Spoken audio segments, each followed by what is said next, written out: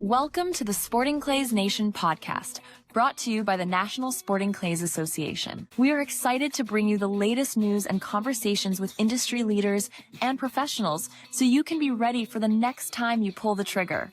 Now get settled in and get comfortable as we load up for an action-packed episode. Hello, everyone, and welcome to another episode of the Sporting Clays Nation podcast. I'm your host, Cliff Seibert, and we have two fantastic guests on the show today. First, we have Zac Lemmon with the Kids in Clays Foundation as he discusses his role within the org and all of the things they do to benefit the Ronald McDonald House charities. Then we'll be speaking to my best friend, my old college roommate, and the youngest NSCA national champion, Joe Fanizzi. First, here's our interview with Zac. Enjoy. Zac, good to see you. How are you doing? Good, Cliff. How are you? Thank you. I'm doing swell. Before we dive into the Kids in Clays organization, would you mind telling the audience a little bit more about yourself? Sure. Yeah. Born and raised in Central Ohio. I've lived here nearly all my life. Little time in Georgia for about 4 years and made my way back. Went to college here in Ohio as well. Right out of college, I was fortunate enough to take a operations manager and head guide position with a whitetail outfitter. Very fortunate to live in an area with very large deer where people will travel many miles to come and hunt deer and pay for it. So we did that for about 2.5, 3 years. Really loved it. Just wanted to find something a little different. When I was in college, I actually have a sport business background. And so I was approached by a gentleman named Jeff Watkins about an opening with an organization called, at the time, U.S. Sportsman's Alliance. It was, raise funds for hunting, fishing, trapping, which I'm a big outdoorsman. So it felt like a good fit. And in my role at that time was to do individual membership, but also Hunt Club and Clay Target Club and Sporting Clay Club memberships as well. So I would travel here mostly in the Midwest. I travel a little bit across the nation, meet with gun clubs and explain to them why, their gun club or organization should be part of Sportsman's Alliance. Did that for about 3 years. Again, really enjoyed what I was doing there. Actually, Doug Generette, as you would know, who was the former Kids in Clays executive director, I actually worked under him at Sportsman's Alliance. About 2 years into working there, Doug actually left to take the executive director position at Kids in Clays. And I just so happened to be working at the NRA convention in a booth for Sportsman's Alliance in Nashville. And one night I ran into Doug at a dinner and he presented the opportunity and said, "Hey man, if you ever wanted to come work for me again, I think we're going to have an opening for Kids in Clays." And I was like, okay. And he's, benefits Ronald McDonald houses, and we put on Sporting Clay shoots all over the country. I'm like, oh, okay, that sounds cool. And he said, I remember him telling me, one of his pitches to come to Kids in Clays was, obviously working at Sportsman's Alliance, you have to deal with more death threats than you do anything, with the anti-hunters and all that kind of stuff. He goes, man, when I started working here at this organization, all I get is hugs and kisses for helping critically ill children and their families. So I remember thinking about that pretty long and hard and end up interviewing with Doug. 2016, I accepted the position as the program manager. I've been here now, going on my 11th year with Kids in Clays. 2015. Right? So going on my 11th year with Kids in Clays. And as of June of 2025, I am now the executive director of Kids in Clays. How does the Kids in Clays organization operate, and what does the relationship between them and the Ronald McDonald House charities look like?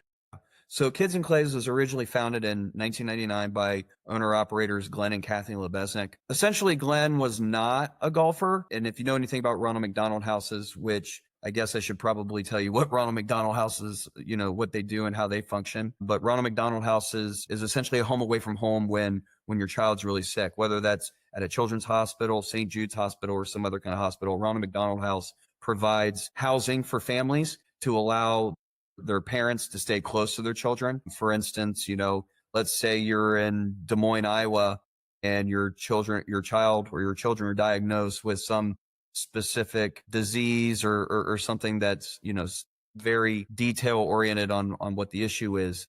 They may only have a recovery program, in Columbus, Ohio. So a parent's got to make a decision. Okay, I got to take my child to Columbus, Ohio, to get treatment.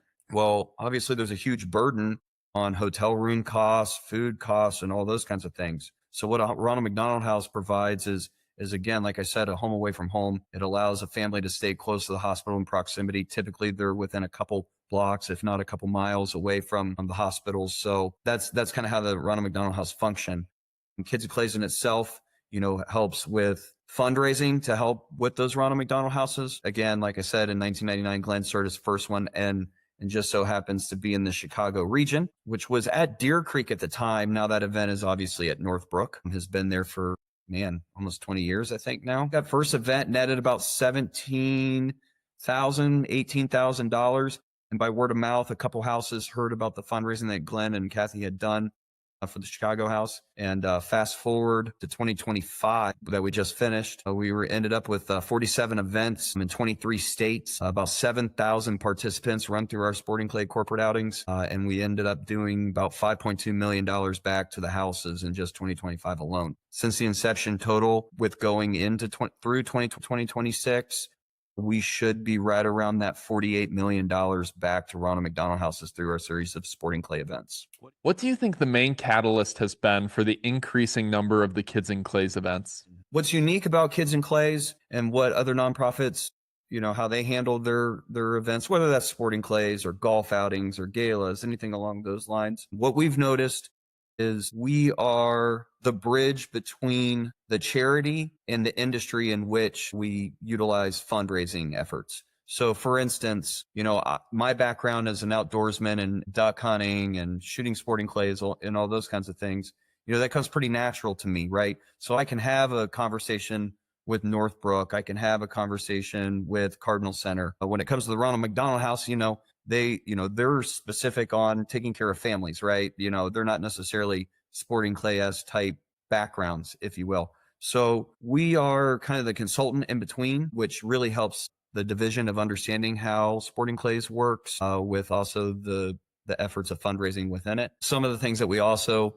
eliminate for the houses is we provide a merchandise package that they can auction, live auction, raffle, those kinds of things. Provide them firearms, again, they can auction, raffle. Kids and Clays also provides 100% of the ammunition for the main event.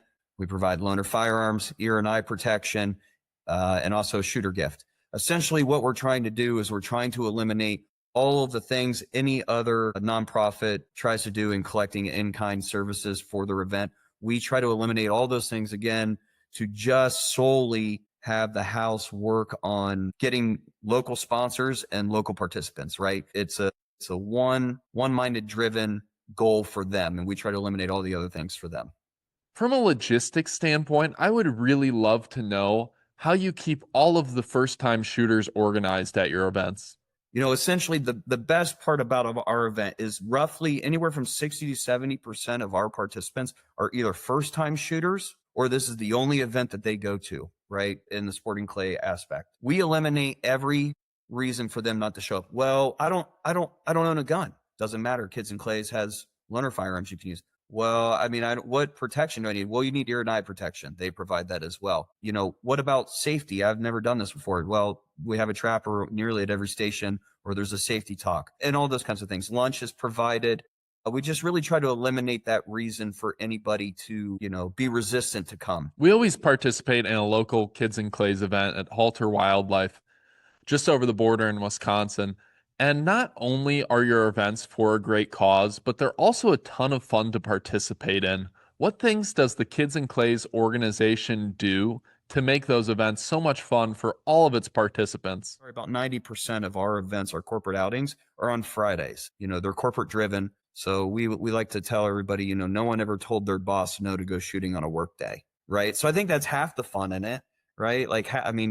If you have a squad of 4, 3 of them are typically working on that day, and the boss says, hey, let's go do this for a good cause in Ronald McDonald Houses, and sure, they're going to show up. But the ease of mind for them to not have to worry about having to bring anything and feel comfortable is key for what we do and how we do things. But specifically, how do I make it more fun within the shoot, right? Your side events, your in-course games. One of the things that we provide too is best practices. Again, in 2026, we'll actually be up to 48 events. We just added Oklahoma City, the Ronald McDonald House of Oklahoma City, which will actually be at side by side this year. From raffles to in-course games to side events, we try to make sure that when fundraising in games, one, our sponsors are getting maximum exposure because, I mean, at the end of the day, we need sponsors to do what we do. So we want to make them happy. But two, we want to make sure that the games and in-course games are fun to everybody, not just the registered shooter, not the guy that shoots, once a week, but mostly those participants who may be nervous to participate in additional fundraising through clay targets. So we try to make it a little bit on the easier side, but have great prizes implemented in those. Can you explain the different avenues someone can help Kids in Clays financially, from donating directly to Kids in Clays, purchasing a sweepstake entry on your website, or even sponsoring a local Kids in Clays event? When it comes to house-specific events, essentially what our product is those events in the houses, right? So when you show up to, the Ronald McDonald House of St. Louis and you're shooting at Nilo Farms, 100% of the proceeds that are raised at that event stay with the Ronald McDonald House of St. Louis. Kids in Clays has what we would call special marketing events or special marketing shooting events where the funds stay with Kids in Clays. Essentially keeps the light on, keeps the staff running, and us be able to, provide all of the stuff that we do for the houses. You can, again, sponsor locally. You can sponsor nationally. We do have national sponsorships in kind or cash. That's how we focus when it comes to our fundraising. But one thing that also is unique is that we are the official charity of the National Sporting Clays Association. So, during, for 2026, we'll be at NSCA Nationals. We'll be at the World English. We'll be at Quail Creek for Jack Links, and we are able to do auctions there. Everybody's pretty generous when it comes to Kids in Clays, and we show up. You usually see our orange trailer at the larger registered shoots. And we typically host an online silent auction where we lay out all of the merchandise package as well as firearms. That's how we generate funds. But we also have what we call as our Kids in Clays National Sweepstakes. It's one of our larger generators where the first place prize is a Krieghoff that is donated by Alex and his team with Krieghoff, K80 Sporter. Also has, a Browning 825 on it, Lincoln Trap, and then Winchester and Federal gift cards, as well as an Easy Go golf cart. That's 20 for 1, 6 for 100. You'll see that as well. We also promote that nationally to our house events. So let's say, again, you were at the St. Louis event. If you were to purchase tickets at the St. Louis event, again, that house is going to keep all the proceeds. You spoke about being the charity of choice for the NSSA and the NSCA. Would you mind explaining a little bit what that relationship looks like? Ever since I've been here, Kids in Clays has always been the charity of choice of the NSCA and the NSSA, which really, really helps us brand what we do within the sporting clay and skeet shooting community. Michael Hampton Jr. is also a board member of Kids in Clays Foundation.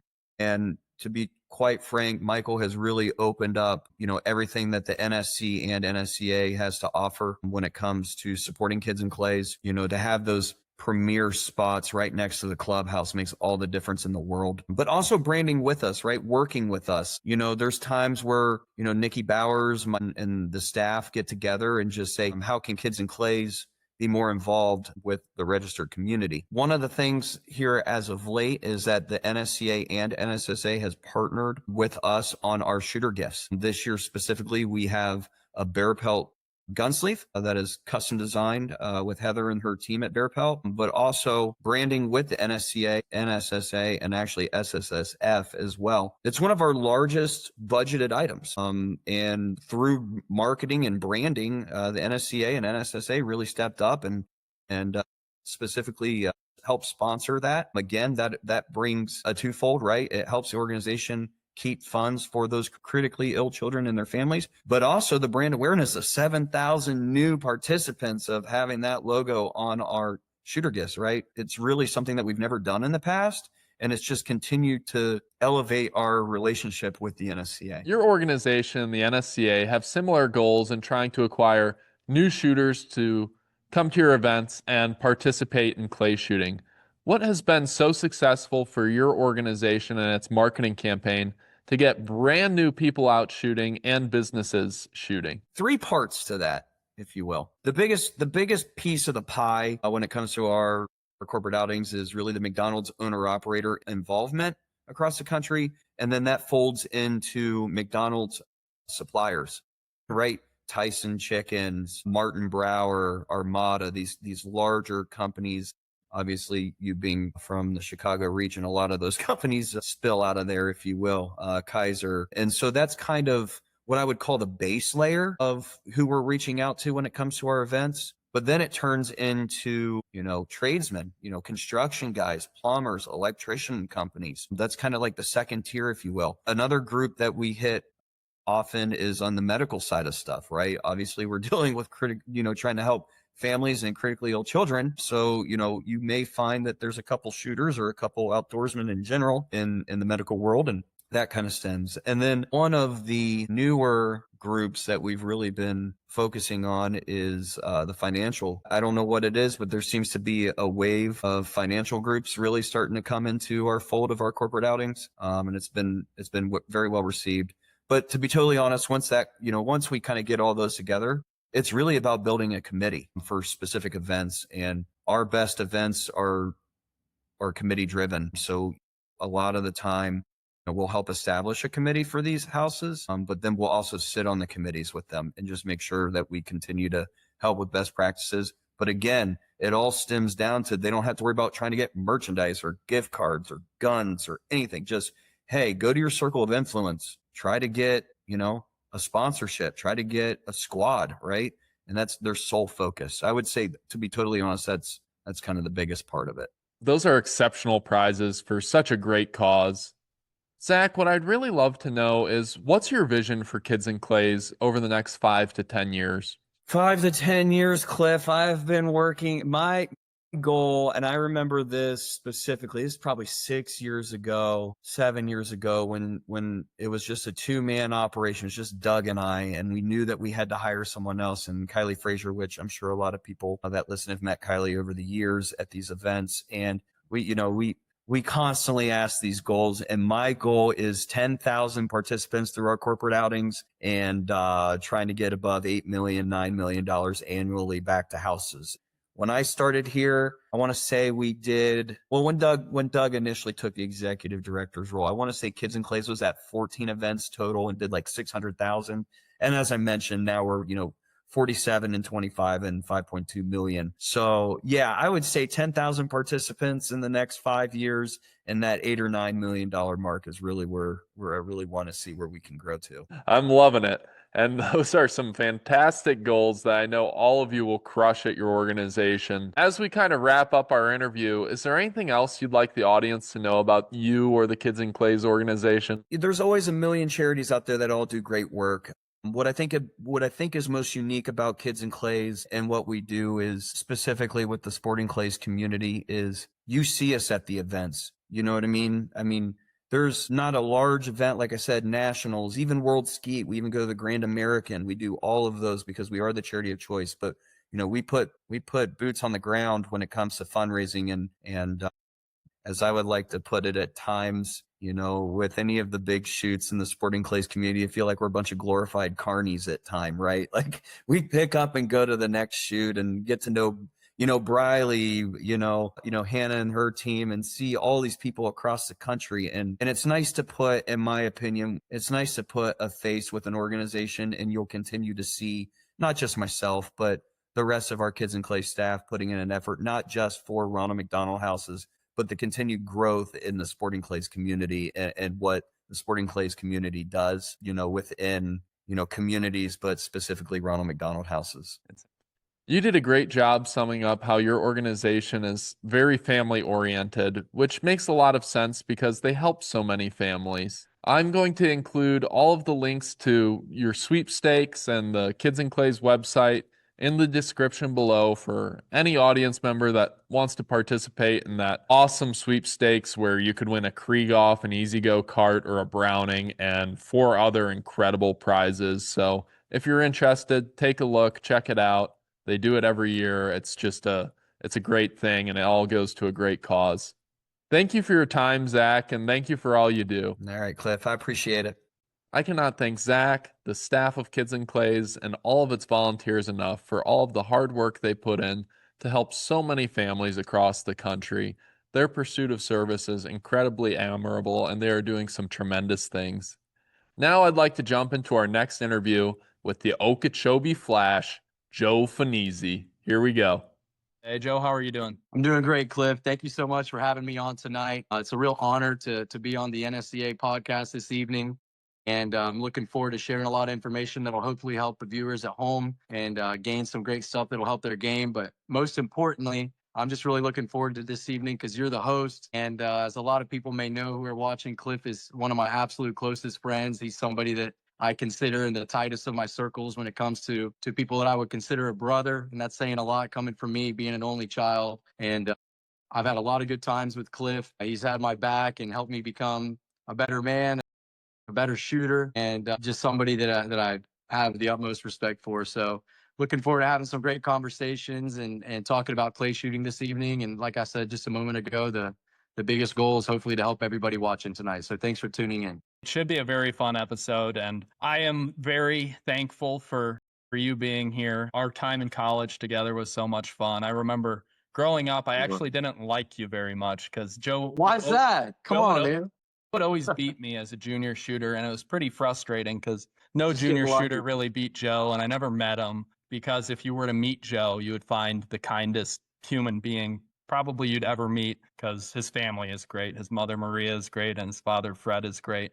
But if you don't meet Joe and you're isolated into him just beating you all the time, you don't like him as a competitive person. Once we went to the same school together and got to know each other better, he became my best friend and like a brother. We lived together. We were roommates. And we were roommates for my last semester there. Joe kindly let me stay in his additional room in his apartment, and we had a ton of fun. We stayed up late playing a lot of NBA video games. So we both love basketball. So it was a fun ride for sure. And we got to win 3 national championships together. That was cool. Good times. So you've got a stockpile of shells behind you, Joe, and it is a lot of Winchester. I also see some Beretta gear. I know that A400's underneath that Winchester case. Tell me a little bit about your sponsors and what those two in particular have meant to you. Absolutely. You know, it's sitting here thinking about it, it's just so cool. And there's a lot of different ways I can answer that.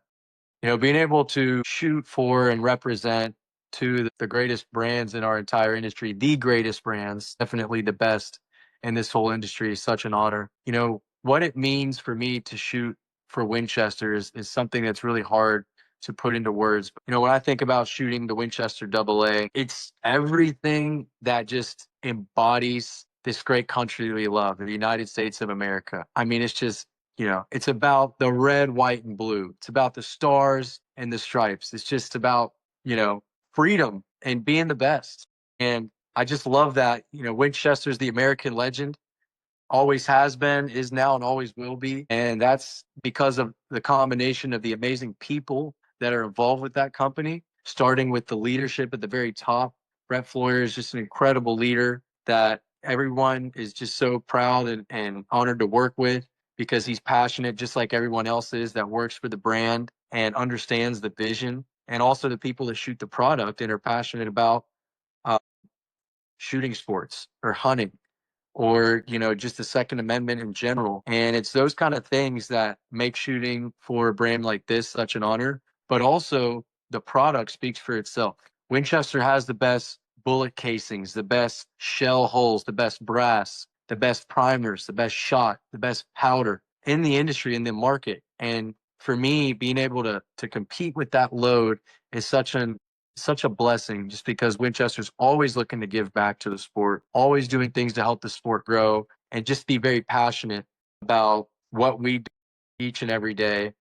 Being able to shoot for Winchester is great. I know it's made me a better shooter. I feel like I shoot better, and I invite everyone to join the family and shoot Winchester shells and embody everything that the AA is about. And I'm just super, super happy that they give me an opportunity, and it's an honor. And the same goes as well for Beretta. This year, 2026, is the 500-year anniversary of Beretta. Firearm manufacturer, oldest company in the history of the world. That's crazy to think and talk about. The oldest ever. To know that I get the chance to shoot for Beretta and shoot for the Trident and compete with their guns is so cool. Beretta's just such a phenomenal company because they have so much. There's other great gun companies that have their niche. They have their one lane that they stay in, but Beretta does it all, from shotguns, the best shotguns, the most high-end, fine-grade, top-shelf shotguns in the world, to entry-level shotguns for somebody that just got introduced to the game and they're wanting a gun that's in their price range in the market that can allow them to have a great quality product that they can shoot anywhere and feel proud of the brand they're shooting with. For people that like to shoot clay targets, people that are hunters, self-defense, pistols, rifles, Beretta has it all. Great hunting gear, apparel, bags. To be able to shoot for a company like that is easy because I can just genuinely talk about how much I love the brand, how much I love the product, and what an honor it is to shoot for Beretta. And if it wasn't the best gun company in the world, they wouldn't be in business for 500 years and be planning for 500 more. So just knowing that every time I go out there in a battle onto the course that I get to wear the Winchester, the Beretta Trident, it's the coolest blessing and the neatest thing ever. So it's a very, very special part of my career. And I'm thankful that they trust me. An additional group that you shoot for is the Kids and Clays team. I spoke with Zac Lemmon earlier about the whole organization and how great it is. What does that group mean to you? It means everything, Cliff. It's certain that if you're listening to this podcast, you care a lot about clay target shooting and you love this game and you want to do probably as much as you can become better. But when you really take a second, you take a break away from the shooting, you think that there's bigger things in our life and there's bigger things in the world at all times going on that are much bigger than clay target shooting. And Kids and Clays paints a perfect picture of that. And I love being a part of the Kids and Clays because what they do in support of the Ronald McDonald House. When I think of people being able to support those in need that really need us and being able to directly impact families going through super, super tough times where they're at all-time lows, that your financial support is able to directly leave a positive impact on them that makes their experience in the darkest of times just a little bit brighter, and allow families that really need support and they're in a dire situation.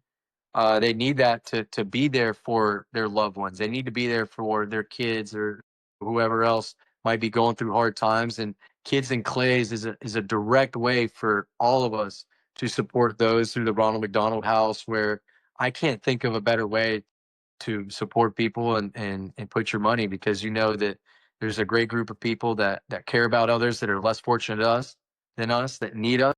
And I just love being a part of that group. I know you were talking to Zac earlier. Zac Lemmon's a great guy, and everybody involved with Kids and Clays is just really helpful. It's all about contributing to the greater good and a greater cause and a bigger thing than yourself. And that is, what Kids and Clays is all about. And I'm just super honored to be a member of their team. They are such a great organization, and one the audience knows that I am not afraid to unapologetically plug throughout the episode just because of all of the great work they do.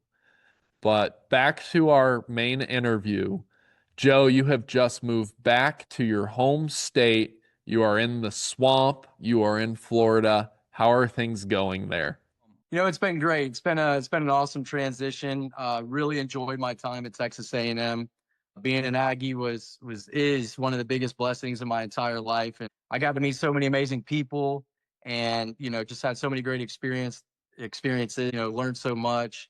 Florida's home. I lived here up until I was 18 before I graduated high school and went out to Texas. I would love to move back to Texas one day. I have so many great mentors there and so many great ties to that amazing place. But when I got an opportunity to come back to Florida for work and be back in South Florida, where I have a lot of family and a lot of great friends from throughout the years, I was really excited about that opportunity and definitely wanted to capitalize on it. And being back in South Florida, I'm here in Fort Lauderdale. It's been great. A lot of fun, enjoying work, enjoying living down here. It's definitely a different scene. There's a lot going on in Florida, specifically down here in South Florida, but it's been great. Couldn't complain about anything going on. You have a ton of great clubs to choose from to shoot down there. Where do you find yourself practicing most now that you're back home? There's a lot of great clubs in Florida. One of the neat things about it is they're all clustered together. You have a lot of great clubs on the East Coast, on the Treasure Coast of Florida.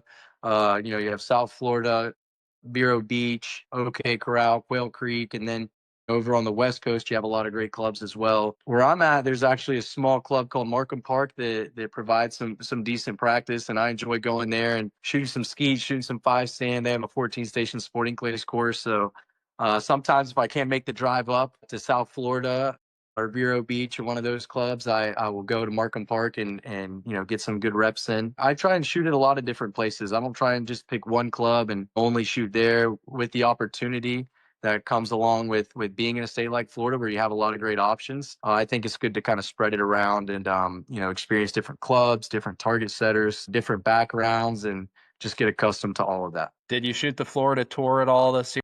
I shot the Jack Links this year. I didn't shoot any of the other tournaments. No reason in particular, but just wasn't able to get to all of them. I wish I could have.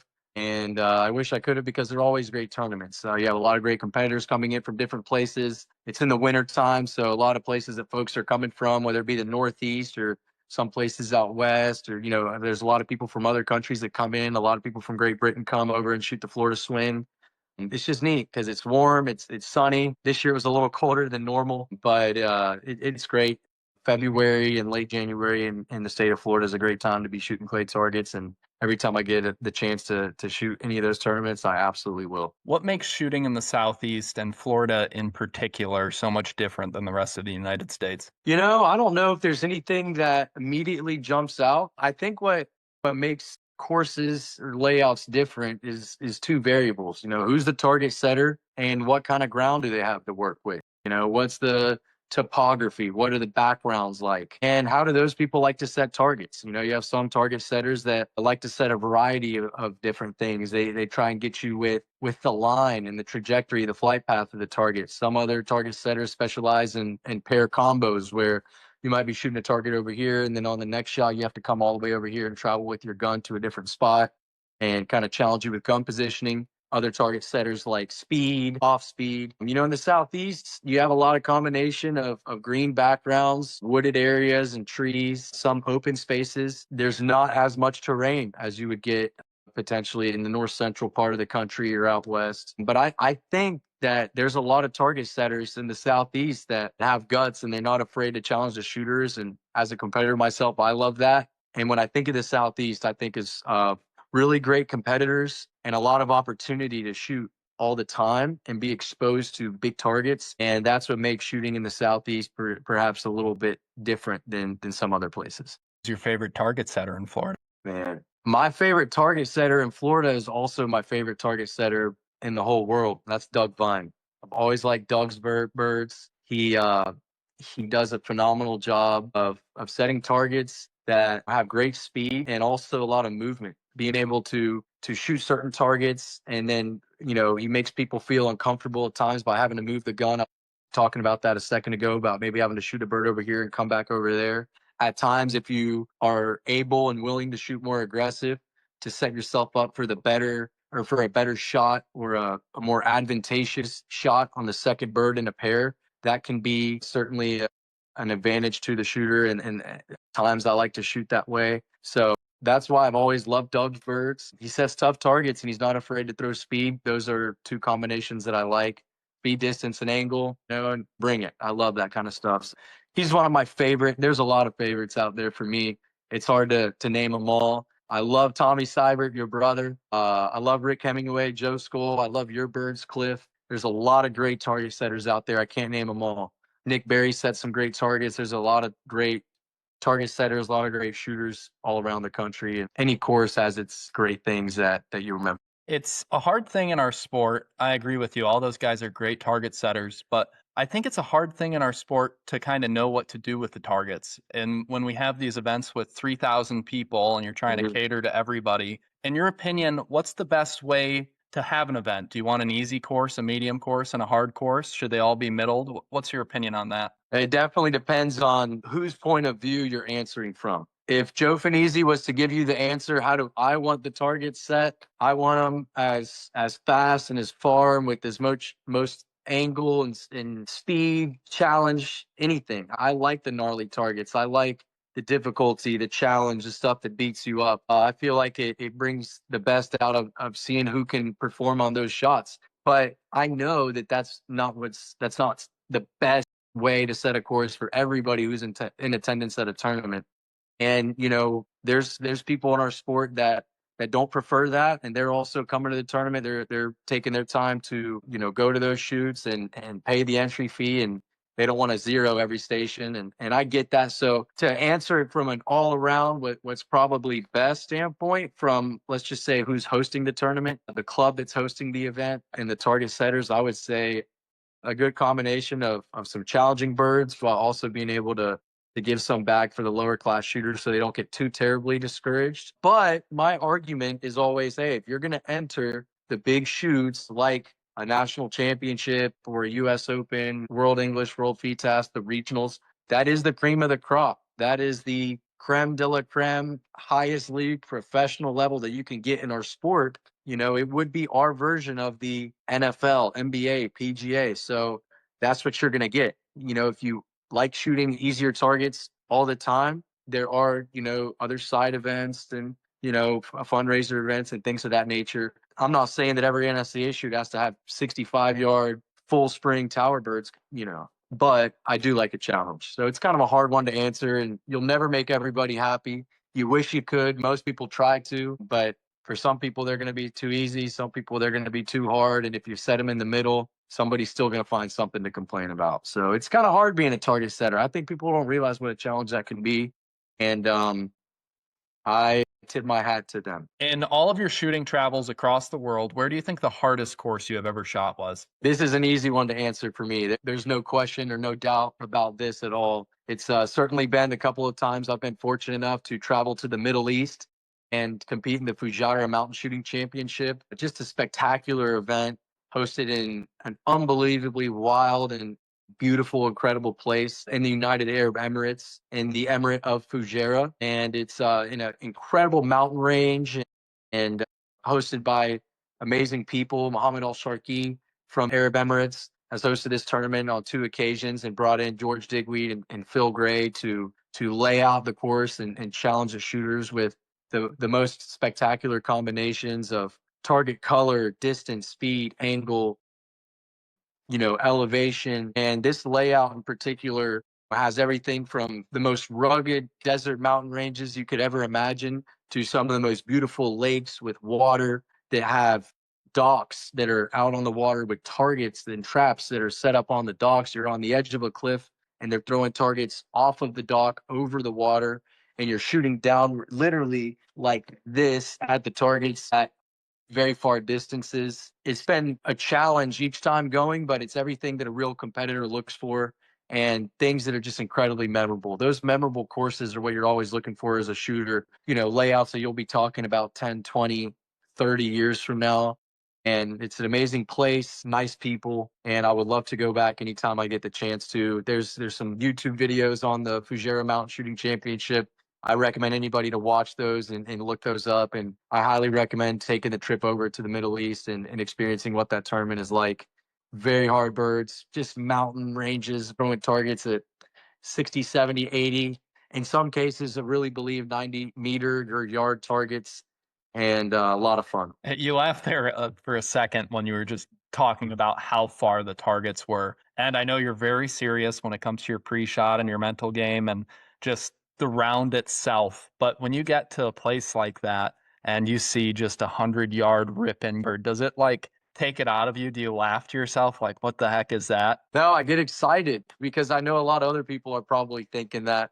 So if you just go up there and laugh or think, oh my gosh, this is unrealistic, this is impossible, I don't know how I'm going to break this, and start looking around, the target's already got you. It's already got you beat. And if you are really locked in and really focused and truly believe, no matter how hard the target is, that you have a chance to break it, if you focus on the process, then chances are you're immediately a leg up on anybody else you may be competing against out there in the field. But on that same token, it's never really about trying to compare yourself against other people. Our game is a unique game. Clay target shooting is a game that it's just you. It's you and your gun and the shell and the clay. It's not a sport like football where I can creep up on one of the competitors that I'm shooting against, and as soon as they call pool, I come in and chop block them or something like that. You can't really take your competitors, your fellow people shooting on the course out of their game. You just have to focus on doing what you can do to the best of your ability and never being content until you master that. And that's what it's all about, is trying to be the best version of yourself no matter what. And I think that the comparison is a dangerous thing in life, and not just in clay shooting, but in general. People get caught up in, what are my competitors doing and how are they shooting and what are they doing to get ready? And it really needs to be about you. And I don't mean that in a selfish way. I just think that with our game, the way it's laid out, as long as you focus on doing what you need to do and believing in yourself and having faith that you have what it takes to get the job done, then you're giving yourself a huge advantage. And that's the kind of mindset that I have when I get up there and I see maybe a big belly crosser coming off the top of the Wadi Goop mountain range. And when you see that, you just have to give it your best shot. If you don't hit it, reload and try to break the next one. If you do, be excited for maybe half a second and then regroup and get ready to call pull for the next pair. You spoke about the individualism it takes to be prepared for a tournament. What does that preparedness look like for you? What do you have to do months out before you go to, let's say, a regional? Yeah, absolutely. You said it. You said it right there, months out. It's not just about clay target shooting. I truly believe it's a lifestyle thing. It's how you wake up every day. You're holding yourself accountable. How bad do you really want something? What are you willing to give up to get the things you're willing or wanting to be good at or achieve or accomplish? And when you look in the mirror, you have to ask yourself those things every day. And it ties back to your passions. And I think everybody at times is tempted to, I'm not saying everybody does this, but everybody at times gets tempted by the end goal, the result, what you're wanting to accomplish. And you have to dream that up, whatever it is. Let's say you're a business person. You want to become successful and become affluent or become wealthy and make a lot of money. Let's say you're a football player. If you're a great football player, everybody, would want to go play at a high level in college, or would want to go to the NFL and win a Super Bowl and go do all those kind of things. But you can't allow that to distract you from the process and doing what it takes to get the job done. And you can't allow that to impair your focus on your routine, your preparation, and the things that you need to do to accomplish whatever that is. And it's like when I ask successful, business people, how did you do it? What do you do? I want to do this. I want to accomplish that. And they always just say, figure out what you're most passionate about, become committed to it to where it doesn't feel like a task or it doesn't feel like work, and the money will follow. It's the same thing with shooting. Yes, I want to win all these tournaments and I want to pursue these titles and these accolades and these accomplishments. But when the lights get the lightest and the brightest, excuse me, and everything's shining on you and you're standing there in the big moment, just a pair or two away from accomplishing what you want. If your mind kind of wanders off into, oh my gosh, here it is. This is what I want so bad. This is what I'm trying to accomplish. It's just a path that you're driving down the road in this car. And unfortunately, that will get you to veer off the path. And you just have to stay super locked in and super focused and super present in the moment. And when it comes to preparing for big tournaments, my mind is set weeks out, months out for the very next tournament that I'm going to. And I have a schedule, I have my calendar, I know what events I'm going to, and I'm thinking about that very next event, but also just thinking about how I can get better each and every day. And from a black and white technical side of things, instead of giving you an abstract answer, if I'm physically preparing for an event, I'll use the Western Regional, for example. That's going to be the next tournament I'm going to. I know where it's going to be. It's going to be in Tucson, Arizona at Coyote Springs. And out there, I am familiar with the backgrounds. I've been before. No depth perception can be, a little bit of a challenge for some of the shooters. So I'm going to be thinking about how I can gauge the distances of the targets and how I'm going to focus on my reads and trying to read what the target's going to take at the time that I'm shooting it as I'm making my plan before I step into the cage. They throw a lot of black targets there, black targets in the sky. They might throw some orange targets, but it's very rare that you'll see a target other than black out in Arizona. So practicing shooting some black targets and doing those kind of things, maybe 3-4 weeks out. And then as I get closer and closer and closer to the tournament, I'm thinking about how I can work on my mind. I believe a lot in the mental game and, working on that, honing on those traits and skill sets and working on my routine, my process, and just doing everything I can and focusing on everything I can control before I get to the tournament. And that's all you can do is just focus on the things that you can control and doing what works for you and knowing yourself. Every shooter is different. I was listening to another podcast you did a while ago, and you were asking one of the shooters if they believe in diet. And I I think that was a great question. And it's a great question because there truly is no right or wrong. Theo was who was answering the question. He answered it the best way possible. And there's some people that I've seen literally drink 3 Cokes on a course, eat a pack of Skittles, and go out there and shoot the high score. Obviously, diet doesn't matter for them. Other people are wired in a different way. And all that matters is just whatever you think works best for you. And if you think dieting or hydrating a certain type of way or exercising gives you an edge, or when you look in the mirror, you feel like you're setting yourself up for success, that's all that matters. So just focusing on those things as much as you can. I agree with you 100%. And that's why everyone's different and sees those different levels of successes with different preparedness. How did you get so good at it from such an early age? People are a product of their environment.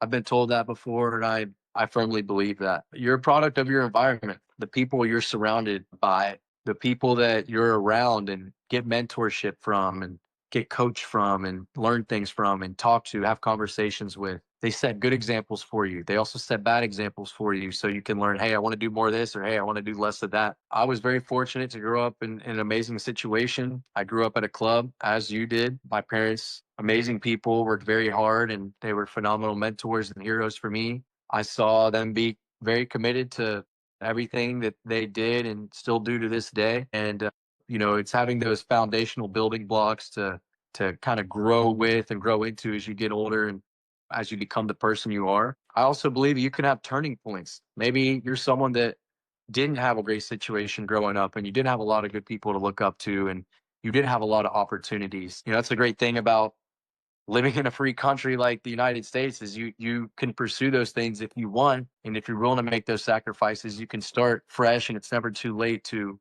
go and become someone who's committed to a new path. But I was fortunate. I grew up at a club, learned a lot, had a lot of opportunities and chances to learn a lot about the game and shoot a lot when I was a little kid. And that was imperative to me. That was instrumental. But I also took advantage of it. I could have said, this is something that doesn't just really get me excited, or I don't get tickled to go out on the clay course and shoot when I have free time. I'd rather go do something else. But I was just always passionate about it, and I had great people that told me I could be great if I wanted to. And a lot of times it takes that. You need someone that's in your corner, whether you're at the top of the mountain or the bottom of the mountain. You need someone that's always building you up, always telling you can do it if you set your mind to it, that encouragement. You also need people that are going to crack the whip on you a little bit when you get out of hand, and people that have more experience than you. They've been there and done that when you haven't. And in my instance, I wasn't when I was a young 10, 11, 12-year-old kid growing up. And I had so many great people. I can't name them all. And I'm afraid to name some because I may leave others off the list, but you know who you are. And I'm just appreciative of everybody, families, friends, sponsors, coaches that were there for me. And I contribute and credit a lot of my success to that. And also having a reason to want to shoot for more than yourself. I say that all the time, but if pleasing yourself is the only motivation out there on the course, there's going to be times where the gas in the tank gets low and gets empty and you quit, or you decide to pick up something else. And, you just want to make the people who have supported you proud. And in a way, you also want to prove it to yourself, because that's what it's about, is giving it your all and becoming successful at things that you care about, make sacrifices for. How about you, Cliff? What do you think? What made you good? Because you're a great shooter as well. 50% of the time, I'm pretty okay. When I step out there, almost every time in competition, I still get those same butterflies that I had when I was a little kid. I'm still young. I'm 22, but I plan to shoot hopefully till the day I die. It's something I'm passionate about. And we shoot so much, at the level that I am blessed enough to shoot at. We go to so many tournaments and we get so many opportunities to go to these amazing ranges and these amazing clubs and have all these experiences that sometimes it's easy to take them for granted and just think like, oh, here we go. It's another tournament, another course, another station. But you just take a moment to really just soak it in, and you realize, God, what a blessing to have found something in life that gets me nervous every time I step in there. It means you just care. It means you want to do well. And unfortunately, there's a lot of people that live their life that they never find that. They never get that, thing that just gets them out of bed and makes them nervous because they care so much about doing well. And they're also afraid of doing poorly because they know they can do better. If you ever have that feeling, whatever it is in life, just stay in that. Keep doing more of it because you got the right thing. And for me, that's what clay shooting is. I want to make everybody that has supported me and helped me out. I'm also thankful and appreciative of a lot of the people that share the same passions that I do, because those are the things that continue driving and continue pushing everybody to want to get better at their own game and get better on working at themselves, whether it be on or off the course. And that's what's just cool about being involved in a sport that is so unique, in a sense that so many people from so many different backgrounds can all be good at it. You don't have to be super tall. You don't have to be fast. You don't have to be necessarily strong. You know, you can just, if you're passionate about clay target shooting and you have an opportunity and you have the means to go out and practice and travel to these events and just be as good as you can be, that's all that matters. You got to do everything you can with where you are, with what you have. And you can't compare yourself to, oh, this person has this opportunity or they live there. My home club doesn't set hard enough targets. You got to wipe all the excuses out. Gone. Wipe them away off the chalkboard. You need to write out your path. What's going to make you excited about going out there and getting better? It's about the process. Of course, it's about when you get to the tournament, you want to shoot well and you're celebrating a big victory or whatever the victory may be for you. It may be your first punt. It may be getting into master class. It may be breaking a personal high score for you. Whatever it is, you got to find that why, figure out what gets you excited. And if you get nervous, it's a good thing. Everybody always said, oh, you know, how do you manage the nerves or whatever? That's a great thing. Be thankful for that. Be appreciative and quit comparing yourself to other people. And compare everything to your own self.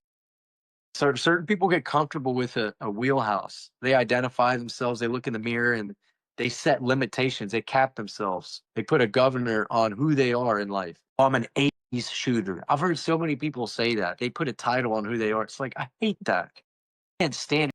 It's literally like just nails on a chalkboard when someone's like, oh, well, you know, I'm a 70 shooter. I'm an 80 shooter. It's like, what makes you that? You look in the mirror and telling yourself and telling other people and proclaiming that this is who you are is what makes that. And you need to look in the mirror and say, what can I do today to get 1% better? What can I learn? How can I grow? Forget the scores, forget this, forget that. What did I do today? How can I be better than yesterday? And how can I be better tomorrow? That's what it's about. And that's what I think people need to focus more on, is less of what someone you compete against all the time shot on that course, or hey, you still might have shot a great score for you. Let's say it's someone that's been in the game for a couple of years. They went out there, they shot an 82 out of 100 and won their class at their local tournament, but they could have done a lot better that day. Hey, they won their class, so they're just like, oh, I'm going to forget about the 4 targets I missed on that station that could have turned it into an 86, or the 1 bird I missed over there at the end because I knew I'd already won because the high score.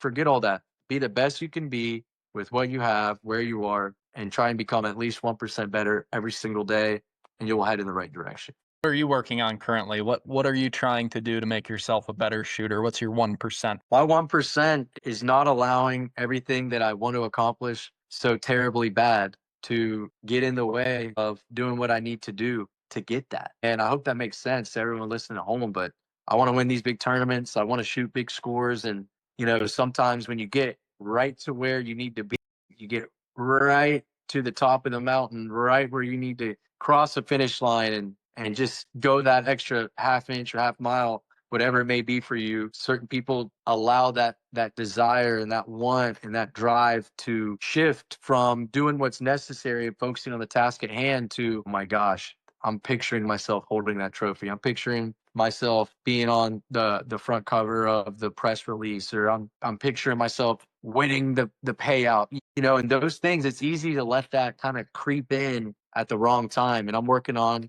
just being present, being myself, being the shooter I know how to be, being the person I know I can be each and every day, and just holding myself accountable at all times and shooting at 100%, whether it be the first clay in the round, the last clay in the round, or the 52nd clay in the round. It doesn't matter.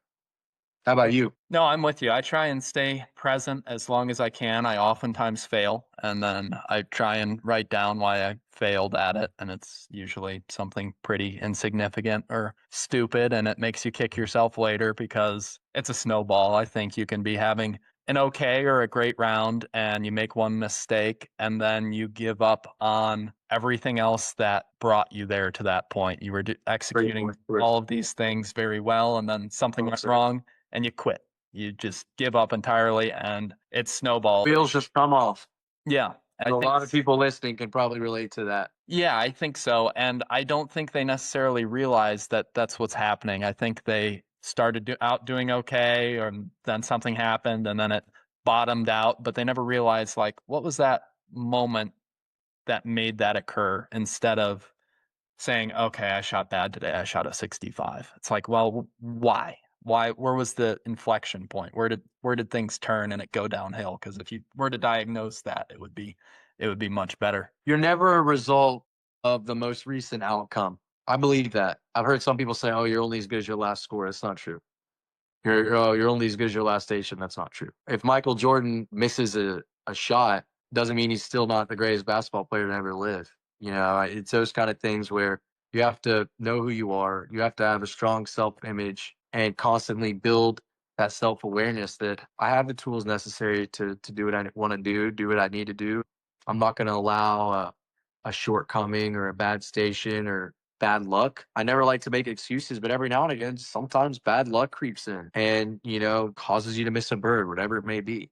A rabbit might hop or wind might push a target out or whatever it is. Sometimes just bad luck happens. It doesn't mean you're not a good shooter. It doesn't mean you're not capable of accomplishing those things. But the toughest thing is you and I having this conversation now. We know that. Other people know that about themselves. But when you're in the moment and you're in live time and you're out there on the course and something happens, you have another 2 or 3 pairs to go or stations to go. It's hard to force yourself to do what you know is right. You know the right answer, but sometimes it's hard to do the right thing and it's hard to act in that moment. That's something I think people can focus on working on. And there's no textbook that you flip to page 75 and it gives you the 5-step plan of exactly how to analyze and fix that forever. But, just constantly never being content with good enough. You always want to go that extra mile. Joe, I'd love to know how important the mental game is versus the physical skill set of sporting clays. What's worth more? Sure. It depends where you are in the game. For me, I think it's like just unbelievably like a huge piece of the pie. The biggest piece of the pie is definitely mental. And I think for other great shooters at the highest level, it is mental. I'm not going to sit here and give you a percentage. Somebody would say, oh, it's 90% mental, 10%.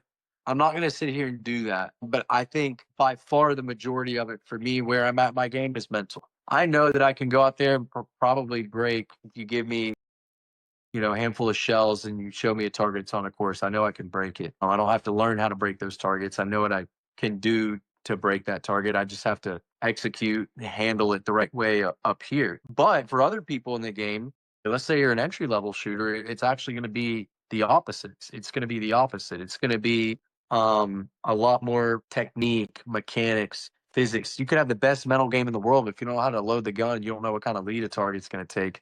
You don't know how to establish a break point and what the right hold point is and learn the methods, of how to break targets and swing the gun and grip the gun, then it doesn't matter how good your mental game is. But a huge advantage to start it as early as possible. And I'm a big, big fan of working on the mental game. And, people think it's mental game just for clay shooting. It's not. It's mental game. It's your whole life. And I think a lot of the issues that shooters may face with their mental game is they think, I have a huge issue with my clay shooting mental game. No, it's your life. It's your everyday being, existence. That's where these issues come into play, where you hear people talk about it's all between the ears for me. It probably is. It's just it's hard to answer that question, Cliff, with the definitive like this is the answer. For me, it's largely mental. I think for the majority of competitive shooters that have a lot of experience and have a lot of practice, it's mental. You can I've seen people get into the game, start shooting, get better over time, and then they plateau off. And they go from here to there, and then they're here forever. And they never are able to continue scaling up their game. At that point, it's definitely mental. And if you can go out there, you can look at a bird on a course, on a practice course, on a tournament, and you can break it within a couple of shots and read the bird.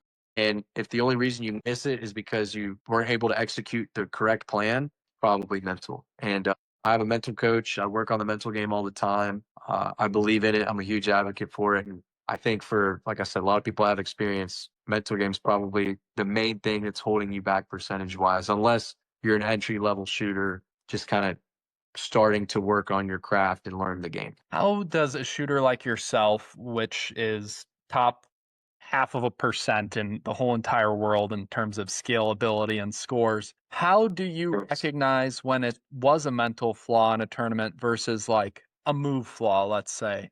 Because sure, you could go back into it and you'd be like, oh, I was thinking about ice cream when I called pull and that's why I missed. But you could have been lined up wrong. How do you kind of isolate that and fix it? Yeah, the first thing that comes to mind, Cliff, is and this still happens at times. And when it does happen, I know it's because of mental stuff. But there's so many people who've experienced this at the highest level, lowest level, intermediate level. So many people go out there and they shoot well, throw the score out the window, forget where you rank in your class or where you place or anything like that after the round. You go out there and you are shooting great. And at the end of the round, you look at the score, and the score does not reflect how well you felt like you shot. I've had so many conversations with good shooters. I've had so many conversations with people that are so shooters just getting into the game of all backgrounds. I'm explaining that so people who are listening realize, hey, no matter what level you're at, you know there's times where you felt like you were doing pretty good for you, which is all that matters. But then you look at your score, and it doesn't reflect as good as you felt like you shot. Sometimes I'd go out there, I feel like I'm making great moves. I'm making great reads. I'm running stations. Things are going well. And then I have a little hiccup, a little boo boo, keep going, maybe another boo boo, and then you felt like you had a pretty good day overall after about 2.5 or 3 hours of shooting. You look at your score and I'm looking at a 91. And I'm like, man, I felt like I shot so much better than that. The way I shot, the way I read the birds, the way I moved the gun, the way I was able to attack certain targets, I felt like I should have shot a 96 or 7. At that point, I knew that it was mental because the misses were not a result or a reflection of your ability to break the bird, was how you were managing that shot at the time with your mind, where you trying too hard. You wanted the good result too bad. You wanted to run the station so hard, or excuse me, so bad that you put 110% effort in. You overcooked it, and that caused you to become careful. That caused you to hold on to the target and shoot it later than you were the previous 3 times. That caused you to want to get out of the station sooner, so you sped up your routine an extra 2 or 3 seconds just because you were so antsy to run the station and get out of the cage. Or you're shooting so well and you're in such a groove that you get tunnel visioned and you detach from reality, and you almost get complacent where you just walk in there, you're like, oh, I'm on a roll, I got this, and then whoa, you just catches you off guard. You miss 2 birds on a station. It's just like, gosh, I can't get those back. And that kind of stuff makes you scratch your head and makes you terribly frustrated. But that's all mental. If you know you can go back to that station the next day or after the round is over with your gun, load it, break it, break it, break it, it's probably mental. That's not saying that everybody still doesn't need to work on their mechanics and technique. And there's still a lot of things that I'm actually trying to add to my bag when it comes to methods and certain approaches to targets and how I want to swing my gun and look at the bird and shoot him in certain places. I'm always working on technique and mechanics and working on those physical skills. You have to. But I think that more times than not, the average person or game focuses on that way more than they do the mental game. And it should be a lot of both. I'm not going to say a lot of the other, less of the, I'm just going to say it should be a lot of both. I think a good indicator to know if you were doing everything well in a round is kind of how tired you are at the end. Would you agree with that? Like at the end of a good day of shooting, you're just dead exhausted and your eyes hurt. Does that sentiment resonate with you at all? I think so, but I'm not going to say that's like a rule of thumb where every time, you feel tired at the end of the round, it means like, okay, good. And I've heard people say, if you don't have a headache by the end of the round, then you weren't focusing hard enough. Like, I mean, that's just ridiculous. I get where you're coming from, Cliff, but I think it just depends on the person, because there's been times where things are clicking and I'm on a roll and I get to the end of the round and I was like, man, that was a breeze. Things were coming easy, and that's good. Sometimes if you're having to grind to just get out of the station and you're having to work so hard, you're having to go a mile to gain an inch, that's tiresome. That's exhausting. That's brutal. That means you're having to work sometimes extra hard and things aren't coming easy for you. There's been times I get to the end of the round, it's like, man, I wish I could just keep things rolling. Or, oh, you shoot 2 parkour as a feat task and, you're about to shoot a 100 bird feed task. It's like, man, I wish I could just finish the next two right now because I'm on a roller and things are coming easy and falling into place. And then you go out there the next morning and it's completely different because you have a straight score and you're in position to win. And then you start thinking a different way. I think there's a lot of different ways to go about it. But, I think as far as an indicator, it just points back to preparing really hard, well in advance, and then once you get to the tournament, just trusting that autopilot to take over. And it's important to dialogue what's going on, and just have that conversation of whatever it is, whether you feel like you need to talk to someone else about it, or you just need to reflect with your own self, or you need to write it down. I think it's important to really document what's going on with your clay shooting practice and career. I mean, would you want to run a business, or would you want to do something where you just go out there and you do it and you don't track what's going on? What went well for me? How can I do more of it? What didn't go well? How can I work on that? I think just basic mental notes is a great way of doing that. Or if you like to write things down, it just really depends on buying into a way of life and adopting a culture that you can consistently rehearse time and time again, where it doesn't feel like a job, because it'll result in you benefiting from what you're passionate about and want to do great at. How do you avoid negatively analyzing your game and pigeonholing yourself into a spot where when you go to practice, you're telling yourself, I'm bad at this certain aspect of my game, and that almost becomes your identity, and you can't practice your way out of it because in your brain, you're telling yourself, I'm bad at this thing. Awesome question. I struggled with this. I still do a little bit at times, terribly. But my mental coach, his name is Daryl Baker. He, a couple of years ago, taught me how to offset the things that you were just talking about that just appear to be so bad. And he calls it the positive imprint, the negative imprint. And, when you have an unfortunate situation happen, what are you going to do with it? You're just going to dwell on it. Oh, I suck. Oh, this was terrible. Oh, this didn't go well. And then whine and complain and moan and groan and talk more of it into existence. Or you're going to start by just approaching it the right way and having the right kind of word usage and the right kind of vernacular. Instead of, oh, this was horrible. You address it and say, hey, this needs work. This needs my attention so I can improve on it. Starting with that. And yes, I'm the kind of person that I could get a 99 and a 100 question exam in school, and I'm just going to think about the one I got wrong instead of the 99 that I got right. That's how I'm wired. And you have to look at what those negative things are, but then you have to offset it with a positive thing. Oh man, I missed that left to right quartering bird, on station 7 because I brought my hold point in too tight. But on station 12, there was a very similar bird, and I remembered that and I addressed it. I made the adjustment. I was able to break a very similar target from the same target setter. That's good stuff, and you have to pat yourself on the back every now and again. People are way too hard on themselves at times, and they're not building that positivity, that self-confidence. And that's where, unfortunately, you have a lot of people that face self-esteem issues. And when they find themselves in a big moment and the lights are bright and they're right there where they need to be to accomplish what they want to accomplish, they don't have faith in themselves. It's not because their competitor hit another bird than they did. It's not because something else happened. It's because they don't believe they have what it takes to get the job done. That's not just on the last station of a big tournament or in a shoot-off. Years of being hard on yourself and not having that confidence and that self-esteem and that and being at an all-time high. You have to be your best cheerleader.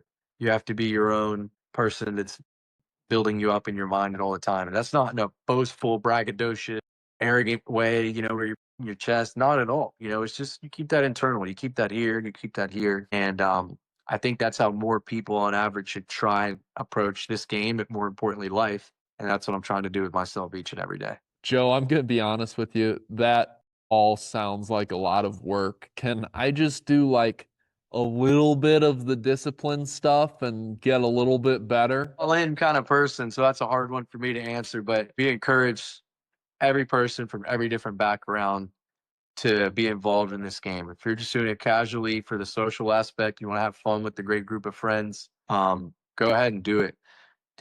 If you shoot a 68 or a 70 or 88 and your life won't change, and the sun's still going to come up and you're going to have food on the table and you don't care, that's great. Sure. I mean, that's what works for you. That's fine. Just finding what get you to enjoy being out on the course. If you have a free day and there's 8 different things you can go do with that day off, and you decide to go out and shoot sporting clays, that makes me happy. It should make you happy. It means you care about it. And I think at the end of the day, though, everybody, no matter what level they're trying to get to, or however invested they want to be, however much they're willing to put into it, everybody wants to be good at what they do. Anybody that's like, oh, I don't want to be good at what I'm doing, they're just lying.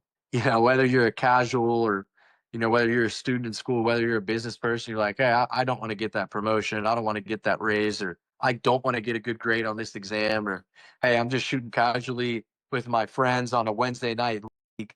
And, I don't clay shoot for a full-time job. I just do it for a hobby once a week. Doesn't mean you don't want to go out there and win the league. You want to do well, but yeah, you can have fun.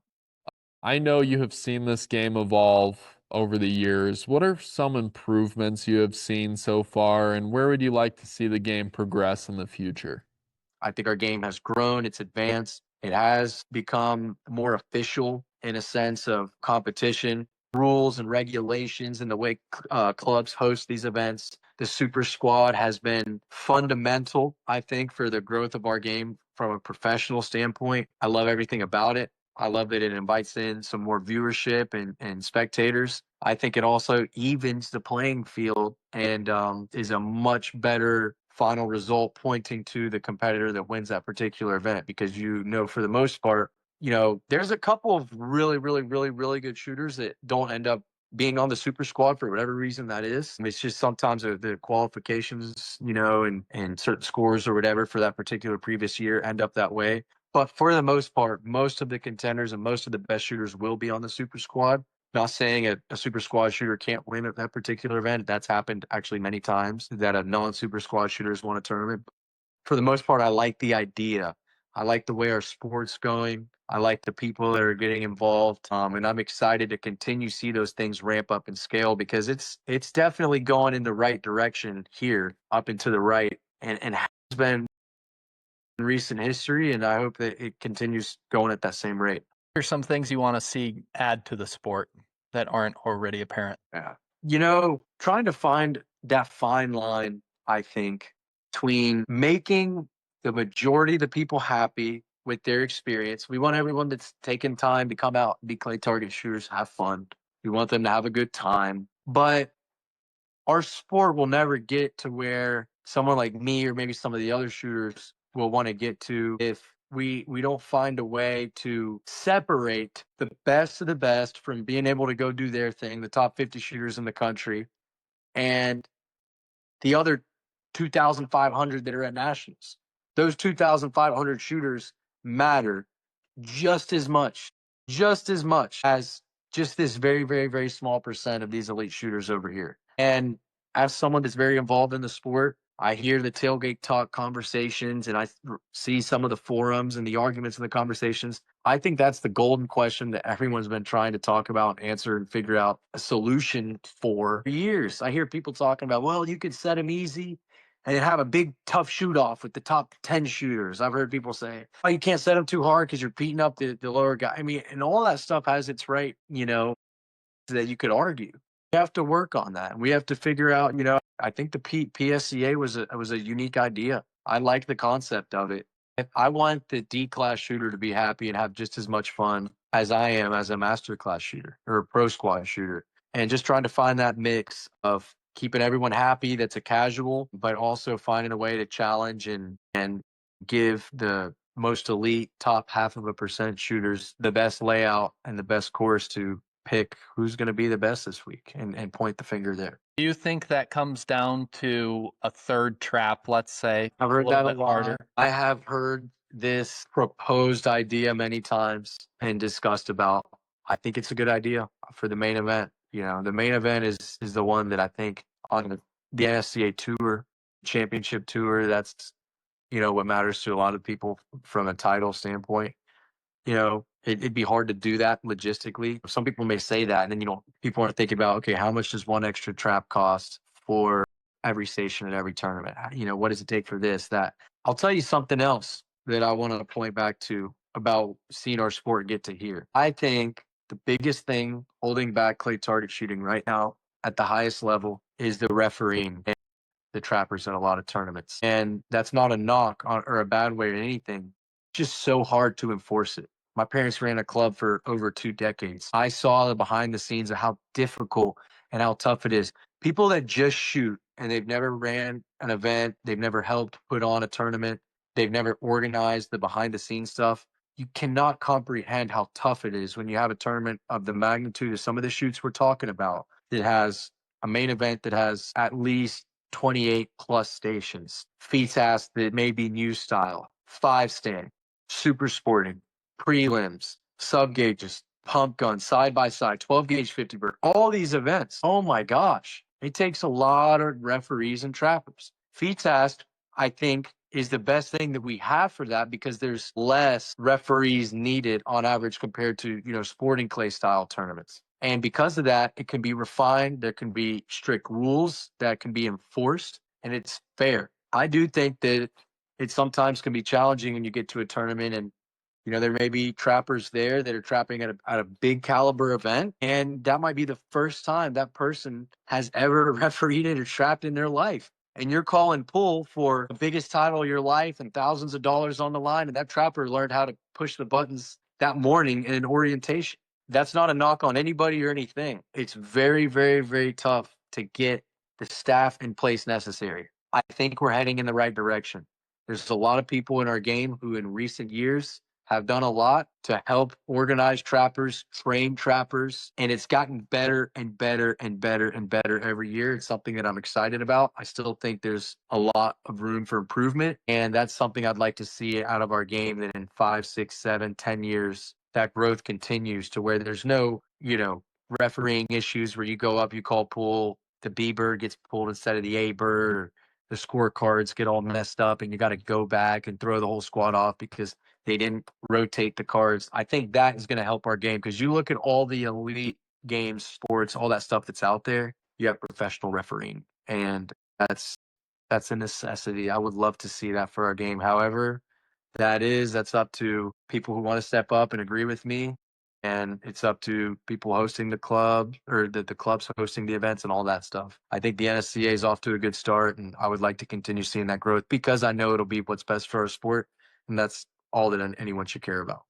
Yeah, I think there's always room for improvement when it comes to the referees. If you ask an event organizer what the hardest part about having a sporting clay shoot is, 99% of them would tell you it's the referees. Sometimes you need over 100 of them, and you're asking people who are free for a week, not employed anywhere, which might give you an indication that it might not be the best cream of the crop unless you're fortunate enough to have a great membership base who's willing to volunteer, or local high school, college, sports teams, or programs, along with like Boy Scouts or a Girl Scout group that usually tend to do a great job as well. But sometimes we go to shoots with low population densities and that's not apparent. So trappers and referees becomes a much harder thing to supply. But there's definitely room for improvement there. And I think we're seeing it slowly with added training programs. I think a lot more clubs are doing multiple training days before large events. I hope it improves as technology improves, like everything else is. I think iPads, so shooters don't have to carry around their scorecards and get them shuffled. That'll help a lot. And hopefully live scoring helps as well to monitor any problems that may occur during the round. Speaking of that technology and improvements, I would love to hear your opinion on where the shooting sports could go when it comes to cinematography or television or any sorts of filming, and what you hope to see in the future. I'm not saying we're ever going to be there. I have dreams of it, but I think in the future we can kind of close that gap from what you're talking about. I think there's neat opportunities that have already started. I absolutely love watching shooters shoot with the laser out on the end of their gun at night. And I like those videos because it shows them what that shooter is doing. It shows them what the pilot is doing with the plane, where they're steering their gun, how they're approaching that target, where their hold point is, what is happening at the time the clay is getting shot. Are they starting from behind the bird? Are they starting from in front of the bird? Do they start way in front of the bird and let it collapse in? Do they start from behind the bird? Looks like they're going to miss 15 feet behind it last second. Just gas it right to the right spot and just smoke it. Perspective is what makes, and in my opinion, is arguably the only thing that will truly make sporting clays or clay target shooting awesome spectator sport. If you're just watching the clay break and it's either a broken target or a lost target, that's not that fun to watch and follow along with. You were talking about basketball earlier. We could talk about football. All right. When you think about those sports, yes, when the ball goes in the hoop in basketball, it counts for either 2 or 3 points or 1 if it's a free throw. But why people watch is to see how things develop, to see how those 2 or 3 points get on the board. Is it a high pick and roll where somebody set a screen? Is it an alley-oop dunk? Is it a 3-point shot? Is it a fast break layup? It's how those different things develop to get to that end result. When we're watching football, okay, a team scored a touchdown. Was it a flea flicker? Was it a Hail Mary? Was it a hook and ladder? Was it somebody just punching it up the middle on 4th and goal? Was it a outside toss or end around or a jet sweep? And finding what's different, but what works for that particular team or that particular person to get the end result of what they want, which in our case is the broken target, right? So that to me is what our sport needs for the spectator, the viewer. If they're just watching me in the cage and all they see is just my gun swinging and then a red box or a green box, people aren't going to be glued on the edge of their seat. But if they're able to watch a laser where I start 40 yards in front of a target and just let it close in like that with a dead gun and break it, they're going to think, holy smokes, that is crazy. That's so different. That's interesting. And they're going to be intrigued to watch me do it again and then watch somebody else come in right after me and hold right on the trap, swing in through the bird, and then accelerate or pull away. And then that's what makes it cool. And that's what makes people want to follow up on stuff because they can also be clay shooters as well. And then they can go out and shoot those targets. And they'll say, okay, this is how Fanizzi's going to shoot it. This is how Matterison's going to shoot it. This is how Powell and Keenbaum and Miles and mine and all these shooters are going to shoot it. So let's see how they do it different, but also try and accomplish the same thing. And then they can relate that to themselves and they can want to shoot more and watch what we do. I like the shot cams. I like the lasers. It gives our sport perspective. And that's what our sport is dying for and needs more of is perspective and a reason for the feel engaged and see it from our point of view. I think that's what'll help the spectatorship if you really want my 100% opinion. And I hope there's a way we can do it one day. No. I agree. Before we wrap up, Joe, I have prepared a rapid fire question segment for you. I've pre-prepared some questions and I just want you to answer them as fast as you can. Are you ready? What is one shooting superstition you have? I wear the same pair of underwear every single Sunday, and I have since I was 14 years old. Like But I obviously wash it, and they're still in good tact. And I only wear them on those Sundays, by the way. Are they red? Are they like Tiger Woods red? American flag. They're the American flag. Okay, that's gross. You should throw those away. What is the most Florida man thing you have ever done? I've done a lot of Florida man things. I would say one of them that comes to mind has to be diving into a swampy canal off of the turnpike in South Florida after an iguana that I have shot head first. Why is your nickname the Okeechobee Flash, and did you give it to yourself? I did not give it to myself. There's a lot of things that go into the Okeechobee Flash. I may be faster than I may look or seem to appear. So I'm not claiming to be a track star, but pretty fast. Actually, when I was growing up, Mike Luongo, who's on the podcast recently, kind of started calling me that a little bit. And then we were with the group of friends and Keenbaum and Rollins Brown and a big group of other people. Kevin DeMichael was there and Kemble and Desi.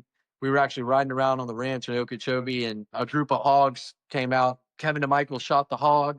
And then there was a bunch of little piglets that ran off into the pasture. And I jumped off the top of the buggy, ran as fast as I could, dove and caught one of the piglets, chased it all the way down, got up, ran all the way across the field while still holding another piglet, grabbed another one, dove and caught 2. So I had to run pretty fast to catch these things.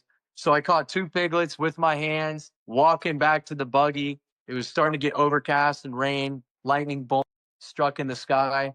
And they're like, it's the Okeechobee Flash. And it's kind of stuck ever since. And I also tend to shoot fairly aggressive on targets. On certain occasions, if I feel it's necessary, I tend to shoot somewhat pretty fast. So I guess you could say it's kind of Flash-like in that way. And that's been since about 2017. We have a video of the hog catching too, by the way, if anyone wants to see it. If you could, would you rather win a World English, a World Fee Task, or an Olympic gold medal? All of them. All of them. All of I them. want to win them all. All of them. All of them would mean so much. The Olympics is unique, though. The unfortunate thing is we don't have feet tasks or sporting clays in the Olympics. I wish it was, but truly from an international spotlight and, when it comes to sports, I think there's no greater honor than the Olympic rings, and it's super cool. I think winning a world feet task is just as hard, though. I think it's as hard or harder, if you want my full opinion, because the only difference is it's just not recognized by the Olympic Committee. There's just as many top tier competitors. There's actually more in the field that you have to go against. And, the layouts are just so incredibly challenging with so many different factors. I've been close at 2 of those 3, and I want to win them bad. Theoretically, if you won a World English and a World Fee Task in, let's say, the next 5 years, would you switch to an Olympic sport? Wow, what a question. I don't know. I guess if those things come, we'll have to assess that and address that then. But I think I that's think a it was yes. pretty cool if you could do it all. Who's one person you would most not like to shoot off against? Let's see. Hold on. Cliff Seibert. I'd win, yeah, for sure. Hungry dogs run faster. What is a dream sporting clays event you have always wanted to go to but haven't had the opportunity to yet? Been very lucky in my life to go to almost all the sporting clays events out there. So I gotta think hard. Could I do feed tasks too? Yeah. I more so than the particular event, I would say in particular bucket list places that I've always wanted to go to. That's how I would answer that. I've for the longest time always had a bucket list of countries that I wanted to shoot in, and those countries consisted of Russia. I've always wanted to go to Russia because I've heard great things about Fox Lodge. Talked to some people who have shot there. We were supposed to go to a tournament there, the World Feet Task. Then, of course, certain things happened in that part of the world that did not allow us to safely go travel there. But I've always wanted to go shoot there in Russia because I've heard really cool things about it. I think it would be a wild experience and opportunity. I've always wanted to go to Cyprus, and we were very fortunate enough to go this past year for the World Feet Task event. It was super cool. You're on an island in the Mediterranean, kind of right in between the start of the Middle East and the end of Europe, just geographically located in such a cool place. And what a neat environment being right there by the ocean on a desert island. And I've always wanted to shoot Victoria Falls in Zimbabwe. I've heard really cool things about that venue. It's really beautiful, and there's a lot of wild animals. Like, you'll be out there on the course, there's zebras running by, and things like I just feel like that'd be such a neat, unique opportunity. I was fortunate enough to go to Victoria Falls, Zimbabwe this past year, but it was for a hunting trip on a safari, and I would like to go shoot a tournament there. So those are my answers for that. And I know that you probably won't like this question because you won't want to leave anybody out, but I'm going to ask it anyways. Of these 3, who do you think the best shooter ever is? Larry Bird, Pete Maravich, or Stephen Curry? Well, it's got to be Steph Curry. What the viewers don't know is Cliff used to like to beat me in NBA 2K with Pete Maravich, and it would really bother me. So I actually, hold on. Something. Cliff, you don't even know I still have this. I think I know what it is. My drawing skills aren't great for anybody. I think I got the nose a little off, but Maravich, favorite basketball player ever. He's great. He is my favorite. It's Steph Curry, man. Come on. It's Steph Curry's the greatest shooter ever. It's not even up for debate. I'm not even a huge Steph Curry fan like that. He just is. Shooting it from the bleachers everywhere. He's awesome. If you could compare yourself to a basketball player, who would it be? That wasn't on the note card, but I'd just like to hear where your brain is at there. He wants to go Michael Jordan, everybody. No, my favorite basketball player of all time is Kevin Durant. I've always loved watching Kevin Durant's game. I feel like he's a versatile player, can score from anywhere, and he's just so entertaining. I think it's good to be well-rounded. But I don't know if I would compare my game and shooting to his. What do you think, Cliff? I've had some people tell me some different things. I would go with Luka Magic, Luka Doncic. It's hard to say, because basketball, you have like a sharp shooting slasher who's just going to do anything he can to get to the rim or maybe take an open 3 if it's available. Honestly, does that mean you flash Rodman, the gun? just grind out the round, man. I'm just fighting for every bird that I can. I'm just going to fight tooth and nail and just do whatever it takes to just try and get the job done. So probably a hard-nosed guy like that, honestly. Yeah. is the most accurate comparison. Yeah, I don't know if the work ethic would probably translate for you too. I think No, you he's do much of it. But... likes to have more fun than I do for sure. Well, thanks again for being on the show, Joe. I really appreciate it. Thank you, Cliff. Appreciate you having me on. Gosh, thanks for being such a great friend. Thanks for all you're doing for this sport. It means a lot, and I'm super excited to see you at the next tournament, catch up, and talk clays. Love you, dude. Joe Fanizzi, everyone. Thank you all so much for joining us today. If you haven't already, please like and subscribe to our channel. We'll see you next time. The information, opinions, and advice contained in this multimedia content, including any third-party sites listed or linked in such multimedia content, collectively the content, represent the views and opinions of the speakers and do not necessarily represent the views, standards, policies, or opinions of the National Skeet Shooting Association, the National Sporting Clays Association, or any of their respective employees, members, volunteers, agents, representatives, or affiliates, collectively the association parties. The mere appearance of the content on the site does not constitute an endorsement by any of the association parties. The content has been made available for information and educational purposes only. Unless specifically stated otherwise, none of the association parties endorse, approve, recommend, or certify any information, product, process, service, or organization presented or mentioned in the content, and none of the content should be referenced in any way to imply such approval or endorsement. The association parties assume no responsibility for and hereby disclaim any and all liability to any party for any direct, indirect, implied, punitive, special, incidental, or other consequential damages arising directly or indirectly from any adoption or use of the content, which is provided as is and without any warranties. For further clarity, the association parties make no representation or warranty with respect to the accuracy, completeness, applicability, effectiveness, fitness, or completeness of the content, including with respect to their compliance with applicable law.